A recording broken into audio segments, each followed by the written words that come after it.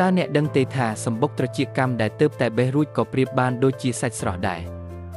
យើងត្រូវដាក់សំដៅក្នុងម្លប់បាញ់ខ្យល់ឬសម្ងួតឲ្យស្ងួតល្អដើម្បីសម្លាប់មេរោគទើបយកទៅរក្សាទុកក្នុងទូទឹកកកមួយយប់ដើម្បីសម្លាប់មេរោគនិងសត្វល្អិតផ្សេងៗ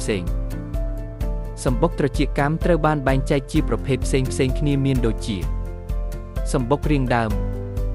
សម្បុកឈាមសម្បុកកែងសម្បុកសរសៃសម្បុកបិទបាតសម្បុកលេខ